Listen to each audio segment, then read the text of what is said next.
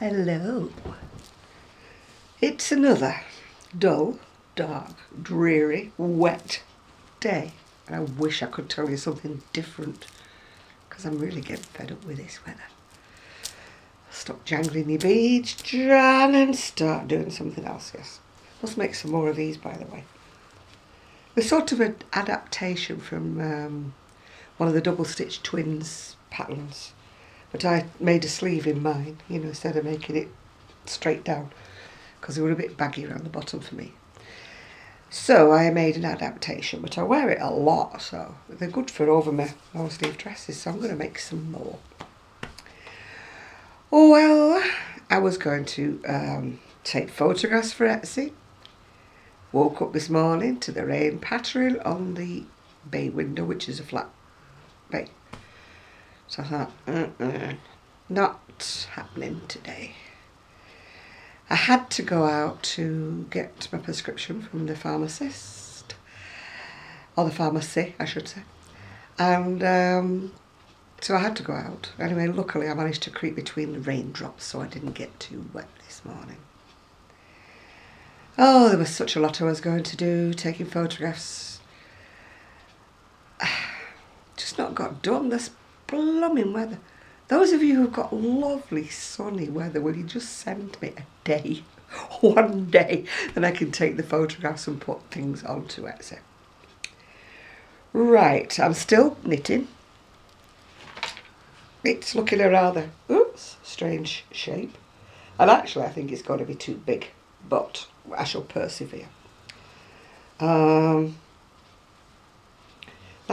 going one sleeve across the front to the other sleeve, and then you pick up and you knit the skirt part downwards. But looking at the length of the sleeves, they look a bit big. It might be deceiving. It might look completely different when it's finished off. So that's an awful lot of garter stitch. Getting a little bit fed up of garter stitch now. But I'm onto the stockinette stitch at the bottom, so that will be a joy, oh joy. What else have I got? Well, in the post this morning, would you believe the post came at 4:30 in the afternoon yesterday? I spoke to the postman this morning. I said, what's going on? He said, it's manic in there. He said, since they've been privatised, he said, it's just hopeless. There's not enough staff. Well, I've said to you before, I thought that they'd saved all my parcels up and delivered them all on one day. Because I get nothing for about a week, and then I get about 6 parcels on one day. Anyway, I saw that. I don't really can see it because of the shiny. Let me take it out of the shiny.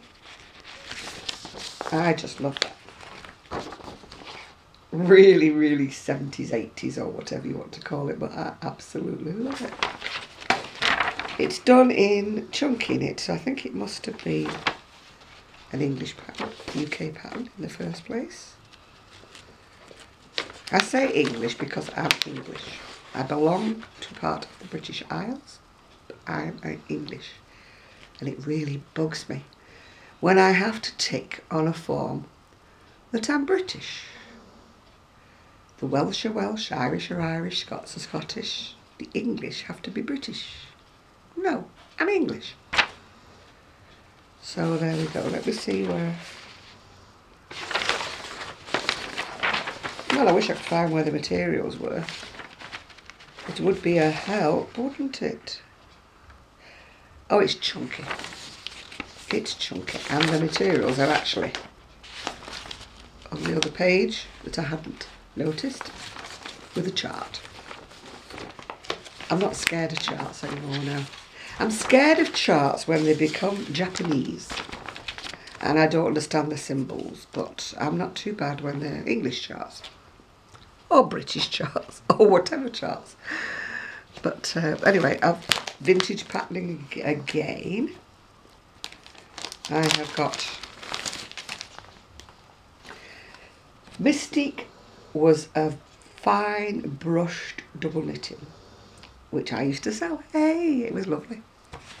That is a complete circle shawl that's done in the Mystique. So therefore it's an old pattern. And that one is a big one. Again, done in the Mystique. I think what I like them for is because they've got this heavy fringe. I'm into this fringing. I'm really going into heavy fringing. You might still be able to get these patterns if you scour about on Etsy and eBay. I mean, people are always saying, where do you find the patterns from? I just search on eBay every day, or whatever your place of choice is that sells second-hand patterns. That's what I do, and that's my joy in life. Don't smoke, don't gamble apart from the lottery, barely drink, so you have to have a vice, don't you? So my vice is actually vintage patterns. That's supposed to be small enough for Gigi, we'll see. It's done in chunking it, so I'm not altogether really thrilled. I didn't realise it was in chunking when I sent for the pattern. I've actually sent off for another book, which is coming from America. It's one of my second-hand books again, as usual, and that's got little dog coat patterns in, so I might see what they are like when they arrive, because I think that chunky might be a little bit chunky for our Gigi. He's only a dot, isn't he? Let's face it. Not here today, it's weekend, so his daddy has him. Right, that one again is another ancient pattern. Again, it's a chunky one, but I just like, again, I might not make it like this, but I just like the actual stitches. You know, the way that the pattern goes, sort of. When you're a big fluffy lady, you don't really like stripes across, but broken stripes or zigzags are not too bad, yeah. So that's that. And I'm hoping that actually the camera doesn't run out before I finish today, because I didn't charge it with the battery. Then what have I got is interweave crochet. I had to send away for this because my newsstands don't have it. It's all to do with cables. Cables as in crochet cables, not as in knitting cables. Right, we go through all the reading nook and the whatnots and everything else, and the adverts. Somebody going past looking at me like I'm weird. I am weird. Get over it. This is called the Cumulus cowl, and it's done in, let me cover up the instructions, it's done in round the post, I think. Round the post crochet. Because there's a how to do round the post stitches straight after it, so I presume that it's done that way. Autumn Preening, this is called. I like the short lace scarf.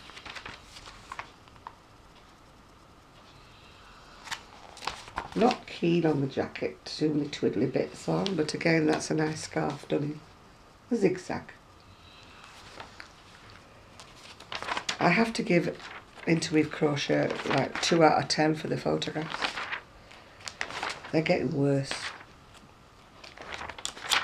There's whole things showing you how to do cabling and how to do everything, but the pictures are so tiny. And that's sweaters. I do like sweaters that tend to look like knitting.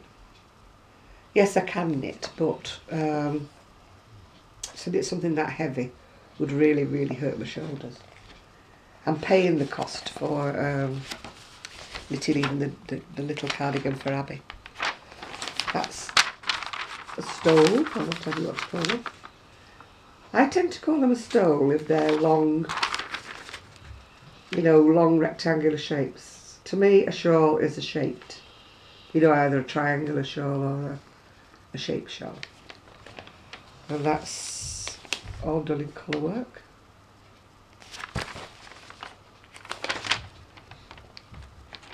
I do like the hat. I might make that for my niece because she's into hats and she's forever losing hers. And that's the scarf. I think I make my niece a hat every Christmas. And I think she's lost it before the next Christmas. Those are scarves. They're very complex cabling. I don't know whether I'd have the patience to do that. Colour work and cabling. It may be actually easier to do than it looks, but You know, I mostly make for other people, so I don't put that much effort into them. It sounds awful, doesn't it? But you know what I'm saying. This is all just the patterns. And then there's an article here about how Irish crochet saved Ireland. I mean, if you're into history and that, you'll know that Ireland suffered dreadfully from the potato famine, when all of the crops just rotted in the fields and they had nothing to eat. And that is when most of the Irish people actually emigrated to America, because they had nothing, or so they thought, nothing left in the country. I mean, thankfully they've recovered their economy now. But Irish crochet apparently saved the day with a lot of people, because it's all very intricate crochet, and I suppose a lot of, I don't know, Victoria and whatever. I'm no good with history, so it's no good me saying what era things are. You know, I mean, look at that coat, isn't that gorgeous? I love Irish crochet, but I do not have the patience. Do not have the patience. And then I like that poncho, which I think I like the colours. What's that one? Oh, that's the straight skirt, which I wouldn't be making because there's not one part of me that's straight.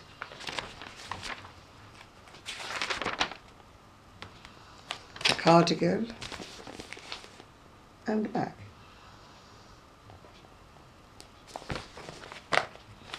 I think that's it. Yeah, that's it. Apart from that, very, very gorgeous. Obviously, it's a pattern and it's not in the magazine. Beautiful, isn't it? It's sugarbushyarns.com. Designed in Canada, where we turn cold into cool. So it looks like super, super thick headband. I'm not sure if it's a shawl or just a neck warmer, though. It's rather gorgeous, isn't it? So all of you that's into chunky knitting, I suggest that you, chunky crochet, sorry, not chunky knit, to go and look at www.sugarbushyarns.com. Featuring Chill, it's called. Isn't it? Really nice name, isn't it? Love it. So I was supposed to be doing more wintry things and hats and stuff. I've decided that my charity hats will now not be until after Christmas, because I really just do not have the time to slot them in between. I've got an order to do, and I've got things for my family to do, so there's just absolutely no way. But I'm sure it'll still be cold in January and February, so they'll still come in handy back then, yeah. I was watching a guy from Scotland on video. He's called John Glenn, I think he's called. And he was doing like a podcast where he was out and about, and he was showing Scotland, and he was showing the surfers out in this icy, icy water. Oh, God. What's he called? The Beardy Shield, I think he's called. But you'll find him under John Glenn. And he was watching the waves coming in, and I was like, sat there going, it's cold and windy. I was so glad when he came back indoors again and had his cup of tea.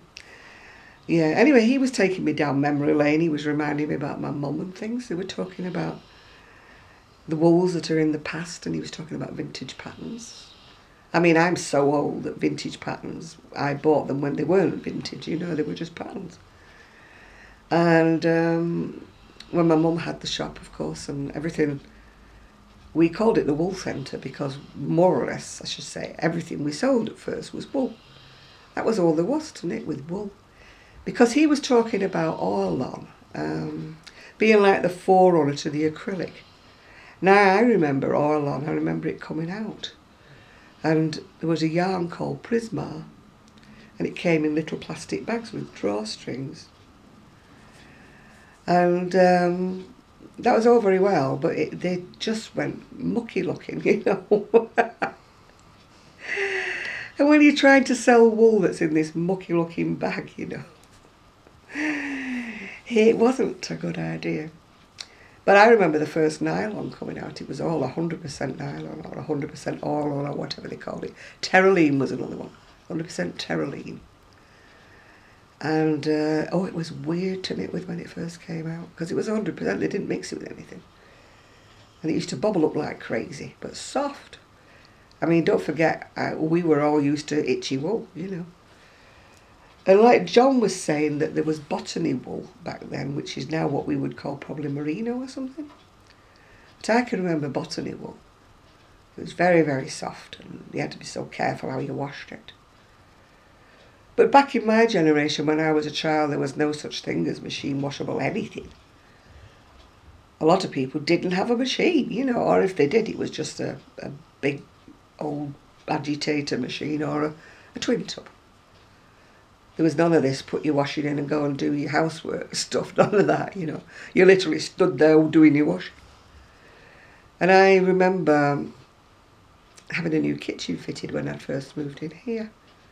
And being so upset because my old kitchen that was in here when we first moved in was the old big porcelain sink, which was deemed to be very old-fashioned, but that's what I had, a very old big porcelain sink.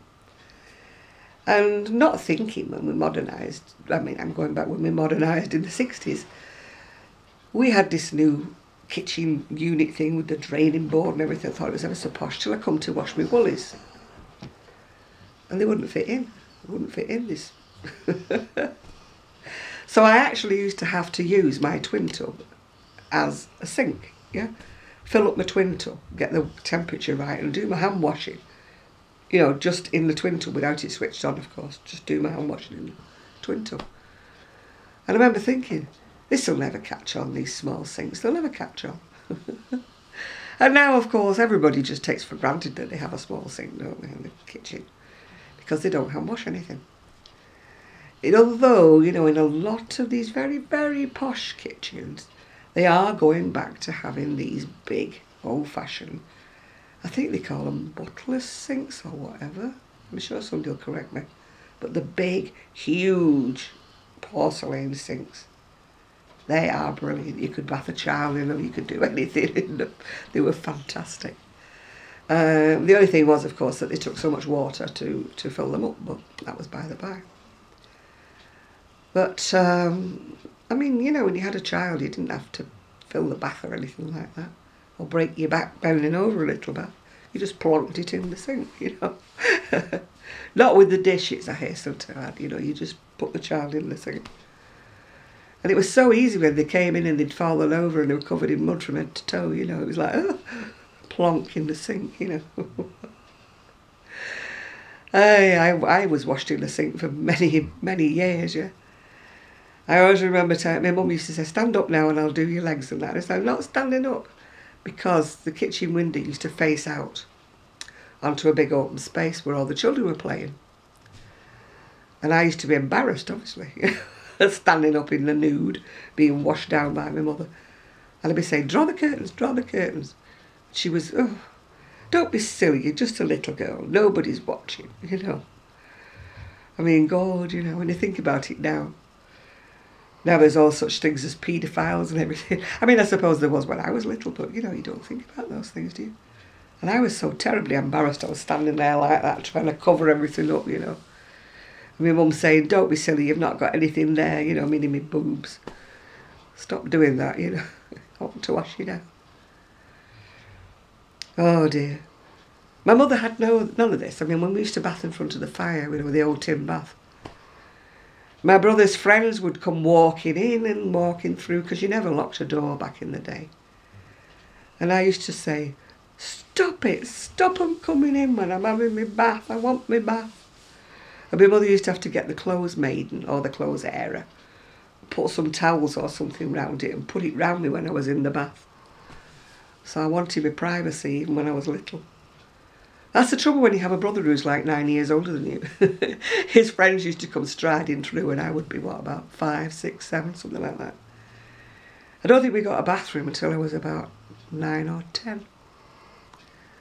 But you can't have any dignity at all. And then we had a little boy that lived in the pub, just round 2, 3 doors further up than us. There was always a pub on every corner back when I was a kid. I don't know whether people were more...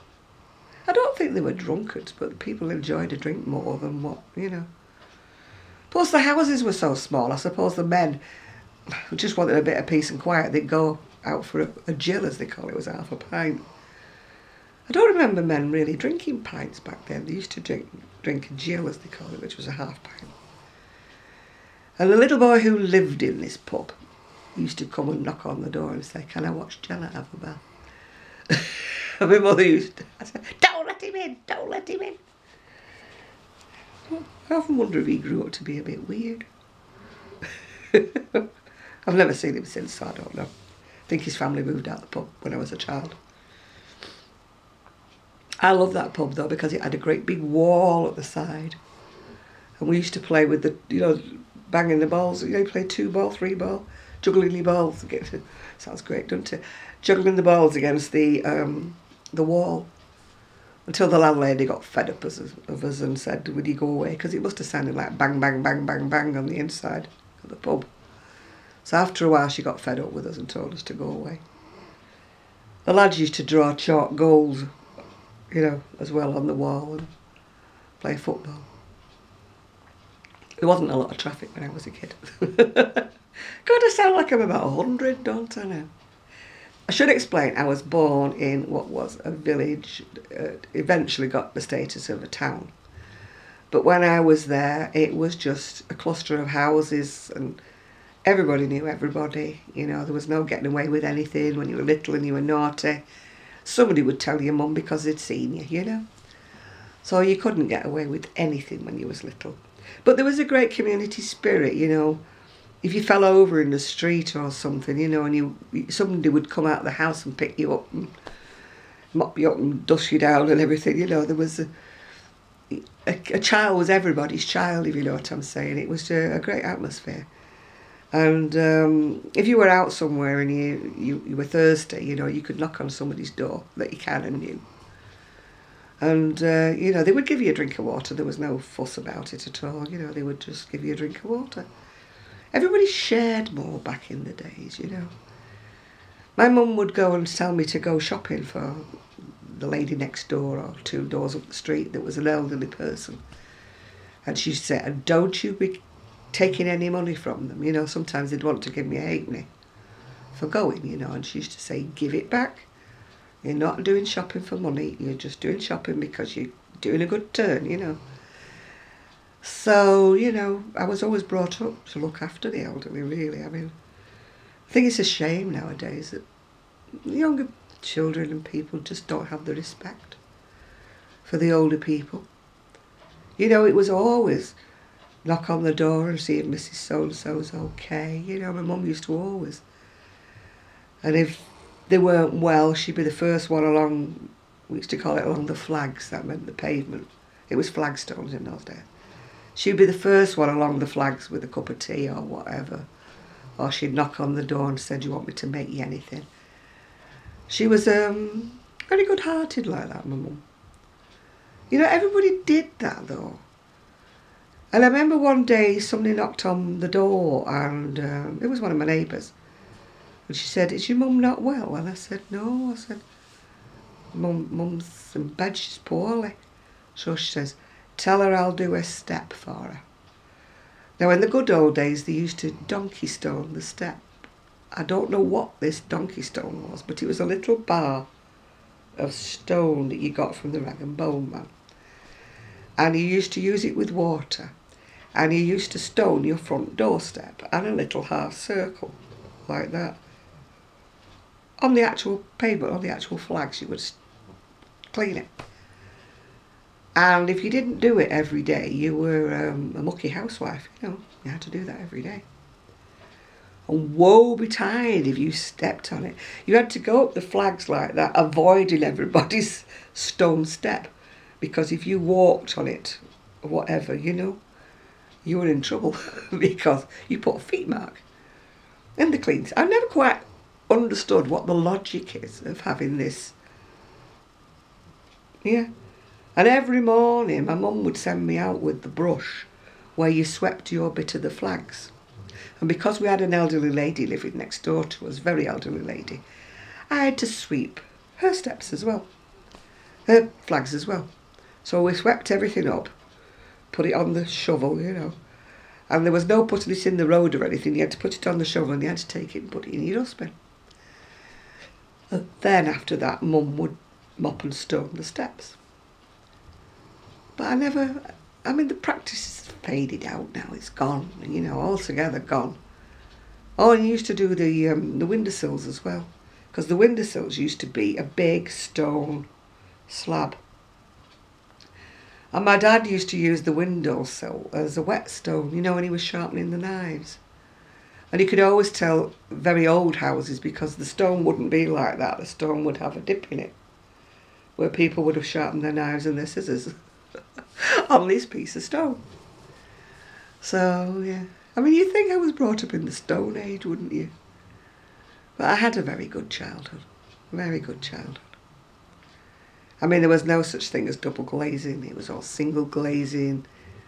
And when it was really, really cold, my dad would waken me up and he would draw the curtains back and there'd be all these icicles up the windows. Very pretty icicles. And then he would put a penny, you know, an old penny, in his hands to warm it up. And then he would put them on the window to make two little eye holes so that I could look out. And it's things like that that stick in my mind from my childhood. And then I would watch, there was a street straight facing our house that went up to the mill, the cotton mill. And when I woke up I would hear them what they call sparking clogs, because they wore metal rails on the shoes, their clogs. And of course, when it was icy or snowy, they would spark their clogs, and I would hear them. It was literally, you know, big shawls around them and big woolly shawls, a bit like travel rugs, big woolly shawls and these clogs. And I would hear them sparking their clogs going up to the mill, hurrying up because if they were late and the whistle had gone, they used to get their pay docked, you know. And they used to dock them, I think it was either a quarter of an hour or half an hour, if they were even a couple of minutes late. So it'd be very, very important that they got there on time. And they used to be carrying their dinners in a hanky. And I can remember there were a metal basin, and it had like two arms on the lid of this basin that when you turned them round they used to lock so that the lid didn't come off. And then you put them in a great big hanky, like a spotty hanky or whatever, and you tied it up on four corners, and they used to carry them into the mill with them. And when I was a kiddie, I used to, my job when I was not in school was to take the dinners in to my aunties who worked in the mill straight facing. And I used to go in and I used to have these dinners, you know, in little whatevers. Sometimes I'd have a basket if I had more than two. And they'd never allow it now with health and safety, but the gaffer or the boss or whatever would say, yeah, over there. And the machinery would be going like that, and like that, and like that. And the trick was you had to walk up the middle of them, avoiding this one going that way and that way and that way, to walk up them. And I mean, the mill girls, they used to just walk, you know, because they knew exactly how to time it. Of course, me, I'm like, holding these dinners, you know. Anyway, luckily if my aunts would see me, they would take pity on me and they would walk down and take them off me. And then I would go back down again.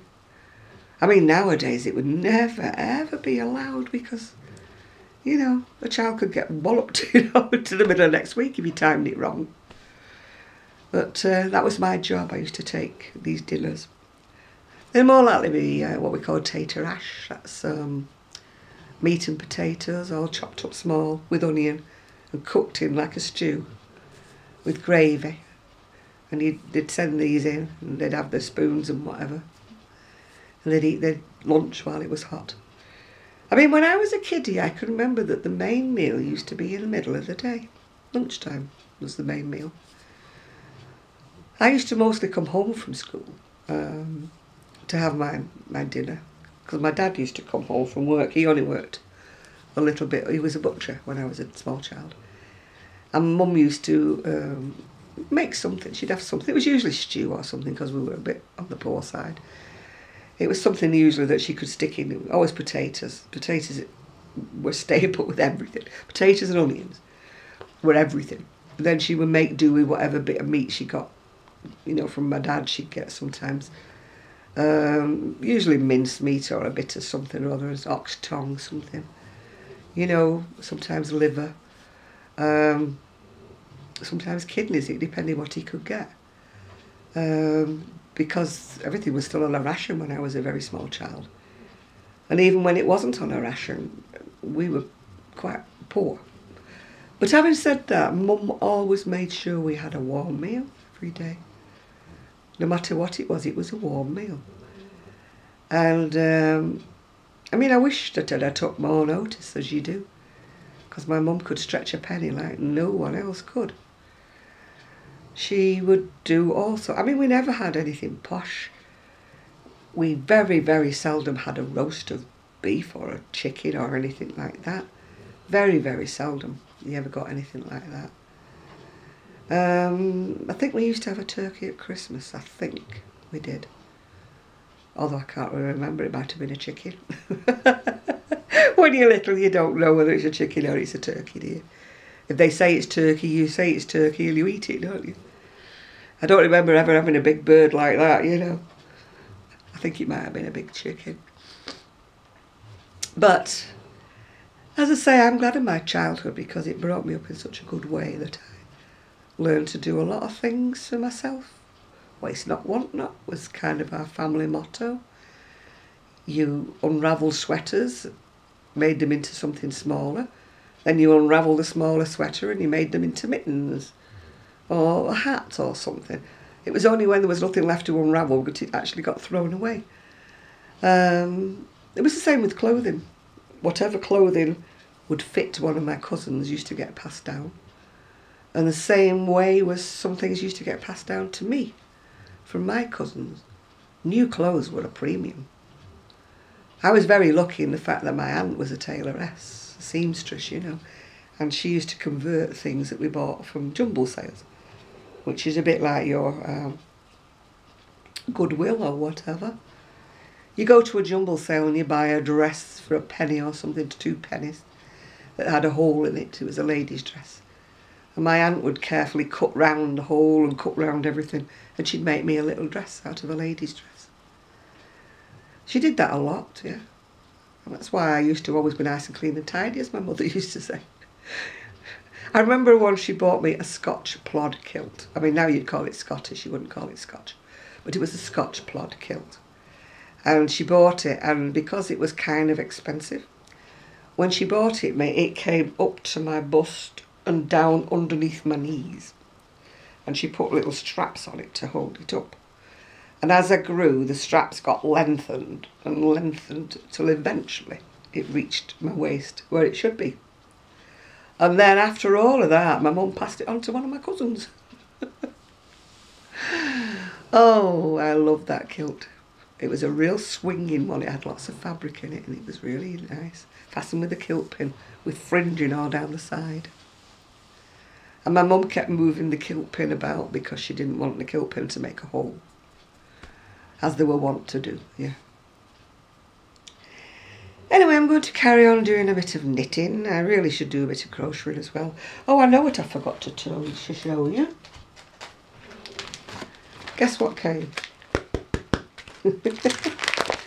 Some more of the Cygnet Boho Spirit. I love this wool. I've got the 2 shawls finished, ready to go on Etsy, but the days have been so dreadful I've not been able to photograph them. Anyway, these are the next 2 colours I've got. Again, they don't come with a colour, they just come with... Yeah, they just come with colour numbers, and I haven't got my glasses on so I can't tell you what they are. Anyway, that one's greys and blues. The one I like the best, that very bright multicoloured one, they didn't have any left of it. Well, the firm I ordered it from didn't have any left. And this one is shades of olive greens and magentas. Even got a bit of teal in there as well. It didn't look very nice, this, on the photograph, and I was a bit, shall I get it or shall I not? But I quite like it now it's here. That's the only trouble when you're ordering off a photograph. You're never quite sure what you're going to get. But I do like this now it's arrived. Olive greens. As I say, like a magenta. A bit of maroon in it. A bit of teal. Oh, and there's even a bit of rust when you get... or russet colour, whatever you want to call it, when you get to the middle. Looking forward to starting those two. I'm hoping that they sell like for Christmas, but I'll have to get a move on if they do. Oh, there's even a bit of beige in this one. Royal blue, purple, grey, camel. Almost looks brown, that bit there. Very nice. It's not too badly priced, actually. I think with the postage it's cost me about £16, but I've got like enough for 2 shawls there, haven't I?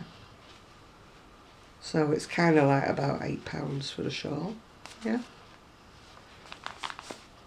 I mean, I'm hoping to sell them for like 25 plus the postage. But, I mean, I do put a lot of work in them, so I think I deserve a little bit for myself. I make very little because by the time I've sold them, I don't get the £25. PayPal takes a cut out of it, and Etsy takes a cut out of it.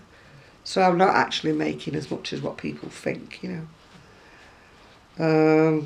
It's more or less doubling it, so if it's costing me £8, I might be lucky if I get like £16 of it back, you know. So that's like 8 for me and 8 for the wool. So I'm not exactly ever going to be a millionaire, am I? But still, I'm just grateful if I, you know, do sell a few things. Because I can't afford to keep buying everything and keeping it for myself. I just can't afford to do that. So when I sell things on Etsy, it's like, yay, I've got some more money, I can get some more yarn. Ah, dear. Anyway, I'm going to go now because I'm sure it's getting darker and darker and darker despite me having the light on. And it's just 3 o'clock in the afternoon.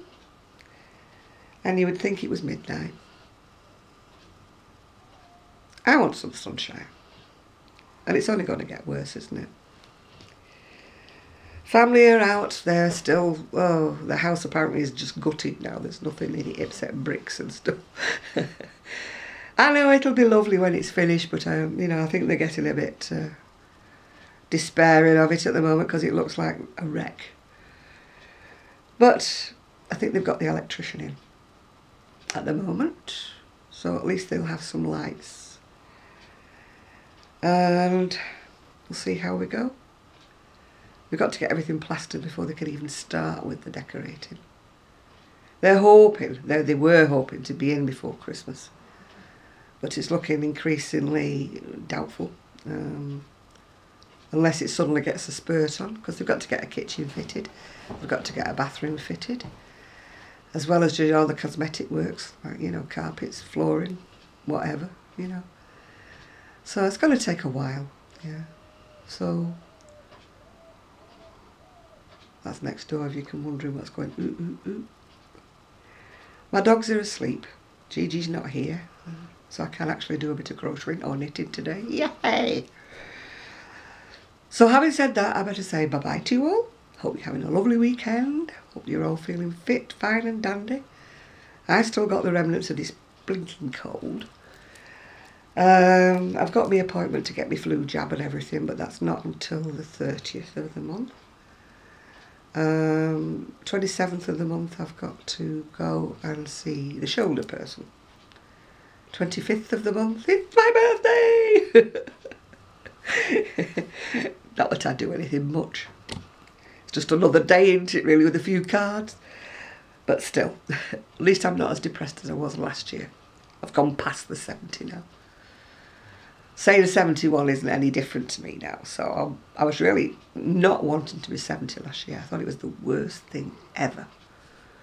But now I just don't care. I'm 71, so what? Well, I'm not yet. I've got a few more days left to be 70.